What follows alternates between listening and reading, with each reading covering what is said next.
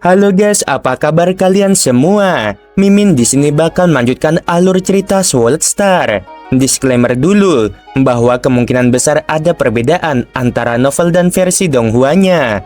Tapi alur cerita utamanya tetap sama.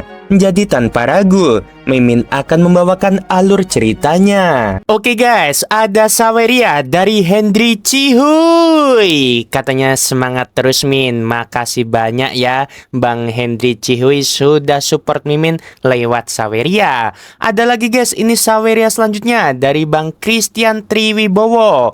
Mantap Min, semangat terus. Siap ya kita tamatkan. Tapi nggak tahu juga nih novelnya udah tamat atau belum ya. Ya kita tunggu aja. Semoga kalian yang sudah support Mimin sehat selalu dan lancar terus rezekinya. Amin. Yuk langsung saja pada video terbaru. Langit malam di atas kota Huyang seakan baru saja menghela napas panjang setelah pertarungan dahsyat yang mengguncang fondasi tanah dan langit. Dua sosok puncak dari alam kekacauan primal telah meninggalkan jejak mereka, dan kini kota itu kembali merasakan kedamaian, meski kedamaian yang rapuh yang lahir dari darah dan runtuhnya sebuah sekte besar. Di jalan, para dewa sejati yang baru saja terbebas dari belenggu sekte bayangan hati bertebaran. Wajah-wajah mereka penuh dengan rasa lega, tapi juga kebingungan. Pedangku sudah hilang, gumam seorang dewa sejati abadi dengan nada getir. Sedikit pasir kosmik yang kukumpulkan sudah disapu habis. Temannya menepuk bahunya sambil tertawa getir. Hidup saja sudah cukup, senjata bisa dicari lagi, tapi nyawa sekali hilang tak akan kembali. Mereka berjalan terburu-buru, sebagian masih diliputi rasa takut, seolah bayangan sekte lama akan kembali menghantui. Malam itu, dari penjara dan ruang rahasia, ribuan dewa sejati, baik abadi, ruang hampa, maupun pengikut setia sekte, akhirnya mereka bebas. Mereka menghirup udara malam dengan mata berkaca-kaca. Namun kebebasan yang mendadak ini justru menimbulkan kebingungan baru. Kemana mereka harus melangkah? Seorang dewa sejati ruang hampa berkata pelan, tanpa sekte bayangan hati, Marquis Liu Yin pun telah tiada. Kita tidak lagi terikat, tapi kemana sekarang? Kota ini sudah tak sama. Jawaban datang dari seorang wanita berwajah dingin. Rambutnya tergerai bagai aliran cahaya malam. Dengan kekuatan kita, kemana kita tak bisa pergi? Dunia ini luas. Kota Huyang hanyalah satu titik kecil di peta perbatasan. Yang lain menggeleng, menatap bangunan megah yang rusak sebagian akibat pertempuran. Kota ini berada di perbatasan dua negara. Cepat atau lambat badai baru akan datang. Aku lebih suka pergi ke kota biasa yang tenang dan jauh dari perebutan kekuasaan. Saudara Yufang, Selasa 1. Kalau begitu mari kita pergi bersama. Namun tidak semua berpikir sama. Banyak dewa sejati abadi masih percaya diri meski tanpa harta karun. Mereka pernah ditempa di sekte besar. Warisan ilmu mereka lebih berharga dari harta benda. Mereka memilih pergi mencari peruntungan di kota-kota lain. Sebagian lain justru berkata, Sain Agung Louhe membenci kejahatan, membenci kekuatan gelap. Kota Huyang kini di bawah perlindungannya. Selama ia ada, tempat ini masih layak dihuni. Bagi mereka yang memiliki keluarga, meninggalkan kota Huyang bukanlah pilihan mudah. Maka banyak pula yang memilih bertahan. Lihatlah, ucap seorang dewa sejati ruang hampa sambil menunjuk langit malam. Harta karun kita tidak diambil oleh Sain Agung Louhe. Dia membiarkan kita menyimpannya. Benar-benar penguasa yang berbelas kasih. Dari percakapan kecil itu, perlahan terbentuk gambaran baru. Lebih dari 80% dewa sejati abadi pergi, tetapi mayoritas dewa sejati tingkat rendah dan menengah memilih menetap. Jumlah individu kuat di kota Huyang melonjak drastis. Di atas menara tertinggi kediaman pemilik kota, Lo Feng berdiri dengan tangan bersedekap. Pandangannya menyapu seluruh kota yang kini tenang. Lampu-lampu menyala di setiap jalan, seolah menolak sebuah kegelapan. Kota ini akan ramai mulai sekarang, ujarnya lirih. Sosok Murusa muncul dari balik bayangan. Tuan, katanya menunduk hormat. Semua harta sekte bayangan hati telah disegel. Saya sendiri yang mengawasi dan semuanya sudah dihitung. Ia menyerahkan sebuah botol giok tinta berkilau. Semua harta dan aset mereka ada di sini. Lofeng menerima botol itu. Matanya menelusuri isinya dengan kesadaran ilahi. Murusa menjelaskan dengan tenang. Yang kita dapatkan hanya sebagian. Harta inti sekte bayangan hati dijaga ketat oleh dua individu puncak alam kekacauan primal. Tanpa mereka, mustahil kita mendapatkannya.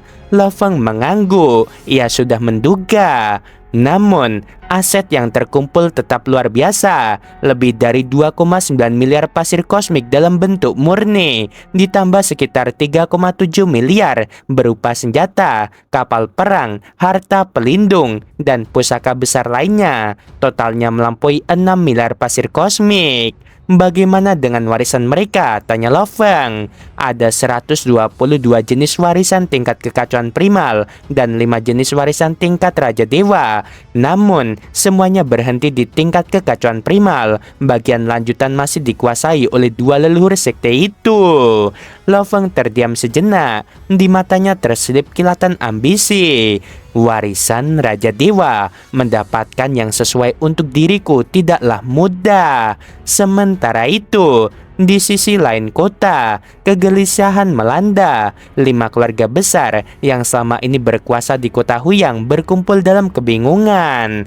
Pemilik kota kini adalah Saint Agung Lauhe, kata salah satu seorang tetua dengan suara gemetar. Masa-masa kita makan enak dan berfoya-foya sudah berakhir. Seorang pemuda dari klan Meiwu menggertakkan gigi.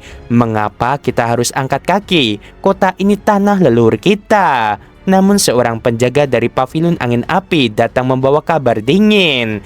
Keluarga kalian akan diantar pergi malam ini. Kapal terbang sudah disiapkan, bersiaplah. Sorak marah bercampur ratapan terdengar. Ini tanah leluhur kami. Apakah kami hanya dibuang begitu saja? Tetua lain menunduk pasrah. Kembalilah ke tanah leluhur kita dan patuhi aturan. Kita tidak lebih dari pion kecil di papan catur para raja dewa.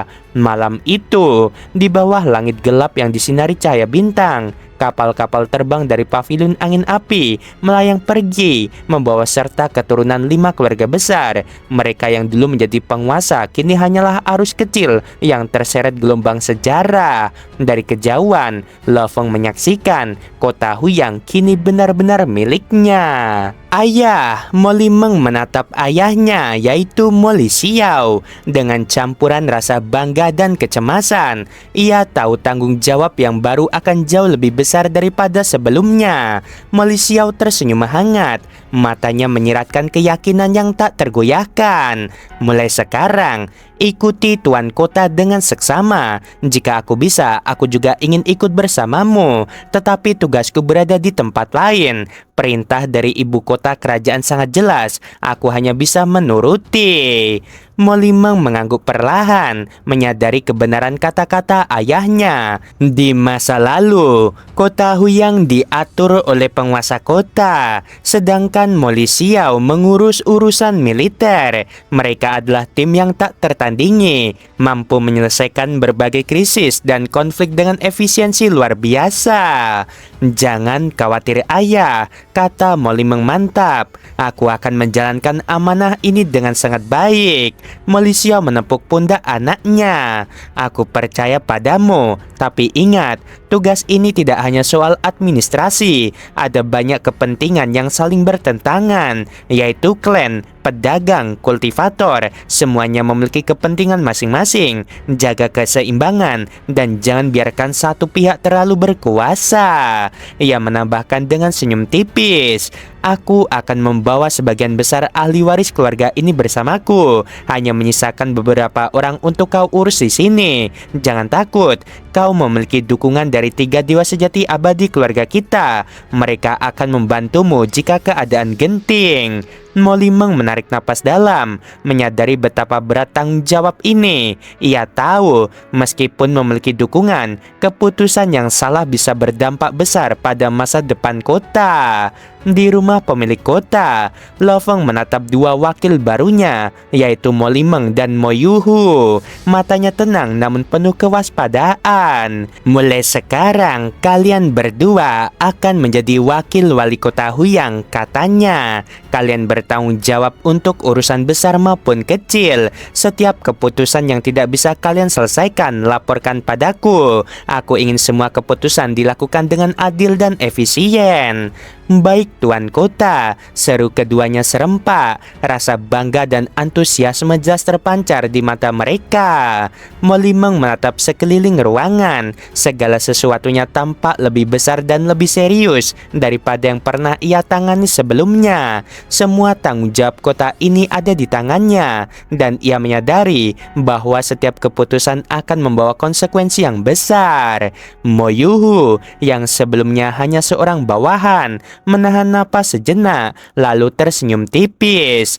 Ini adalah kesempatan yang luar biasa, Mo Limeng. Kita harus memanfaatkannya sebaik mungkin. Itu benar, jawab Mo Limeng. Tapi jangan lupa, kita harus tetap berhati-hati. Banyak pihak menunggu kita membuat kesalahan. Lo Feng mengangguk, puas melihat kesadaran mereka. Ia pun memulai penjelasan kebijakan baru yang akan membentuk masa depan kota Huyang. Pertama, kota Huyang tidak akan memiliki kekuatan gelap, kata Lo Feng tegas. Kekuatan ini seringkali merampas keuntungan pedagang, memaksakan ketakutan pada warga, dan menciptakan korupsi. Tanpa mereka, perdagangan akan lebih bebas, warga lebih aman, dan kota akan menjadi lebih menarik bagi pendatang baru. Mo Limeng dan Mo Yuhu tercengang sejenak, menyadari dampak besar dari kebijakan ini. Pedagang yang selama ini dirugikan kini bisa bernapas lega, dan para petani memiliki kepastian untuk menetap dan mengembangkan tanah mereka. Dan kedua, lanjut Lo Feng, kota Huyang tidak akan membutuhkan legion Huyang. Para pengawal Huyang tetap ada untuk menjaga ketertiban, tetapi legion besar yang fokus pada militer tidak lagi diperlukan. Fokus kita adalah pembangunan kota, bukan peperangan di dalam batas kota. Mo Yuhu mencatat setiap kata, menyadari implikasi kebijakan ini.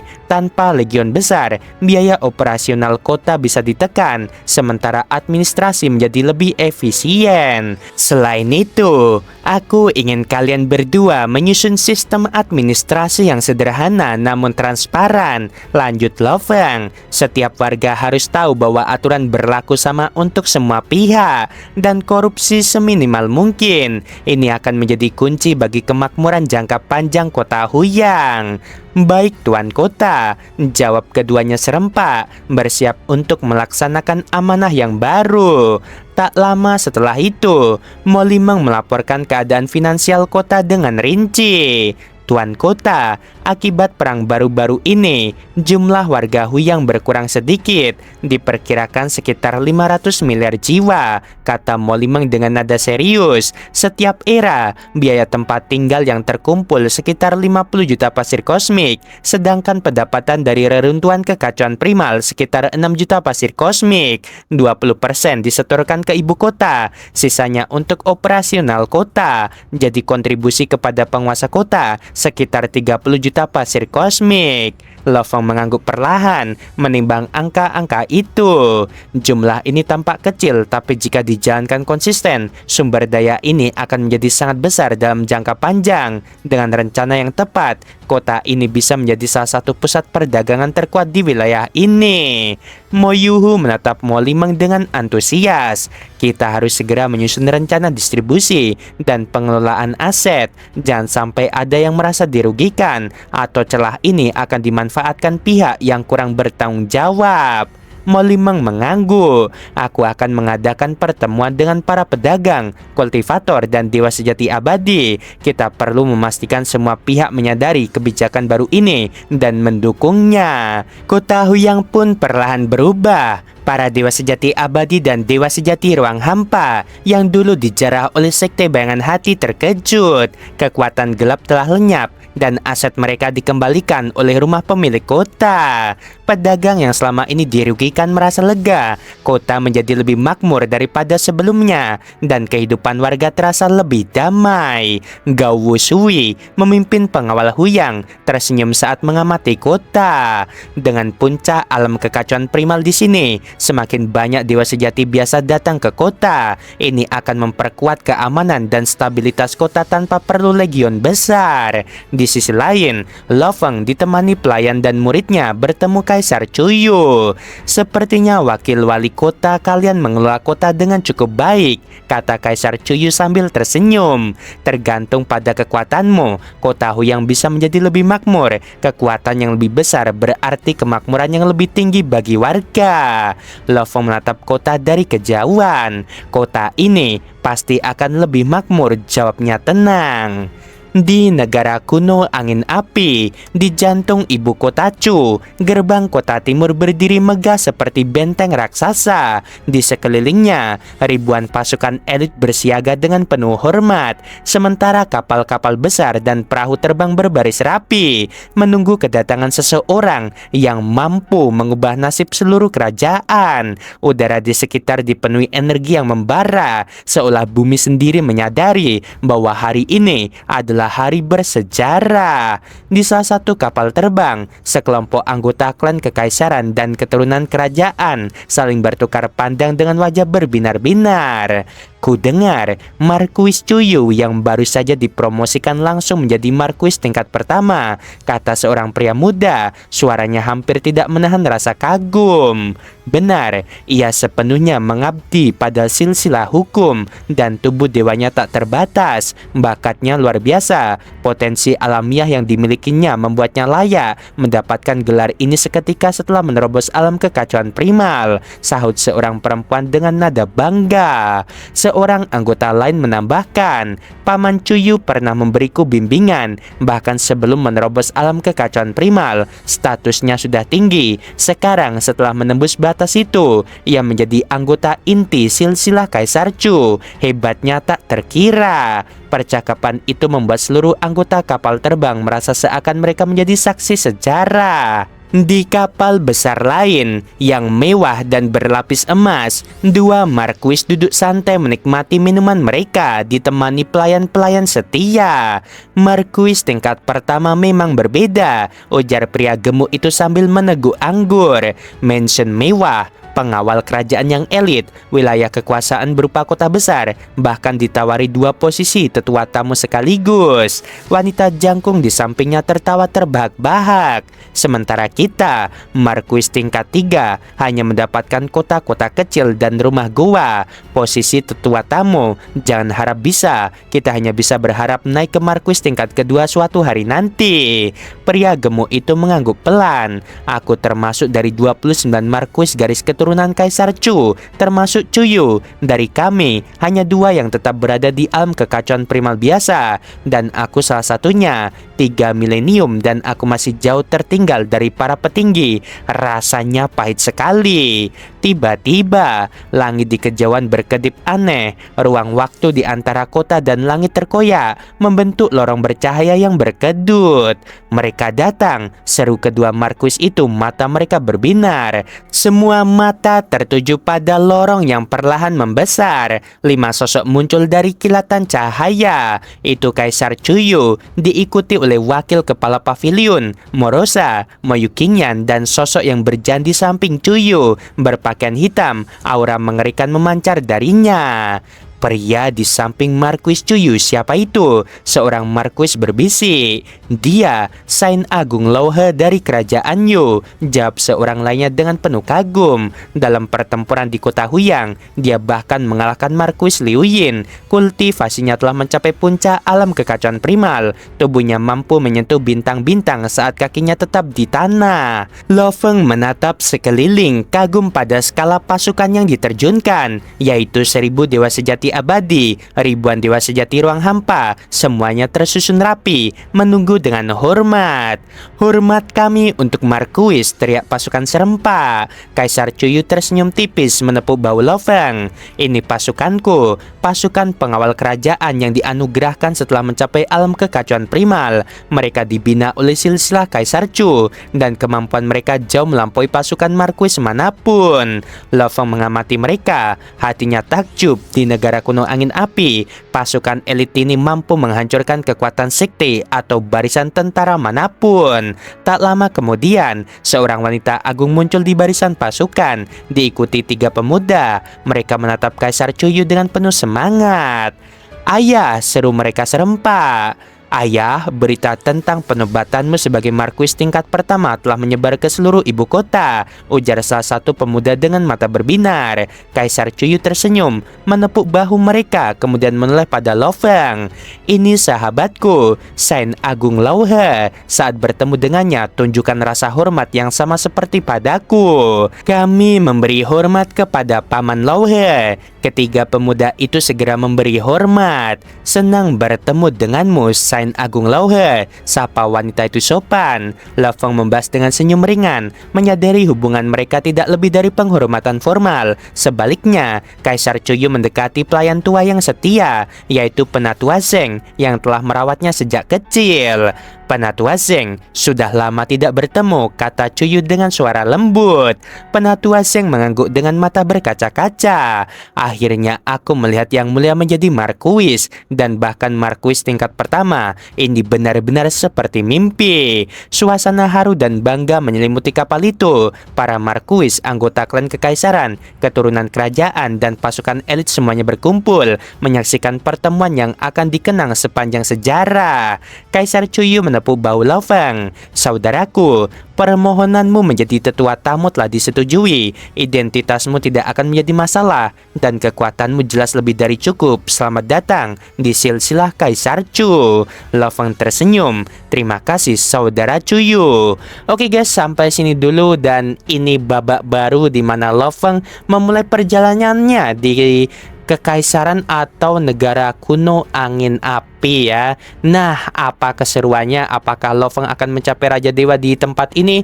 Kita ndak tahu. Oke, sebelum video berakhir, makasih banyak yang udah support Mimin. Jangan lupa like-nya, sungguh membagongkan.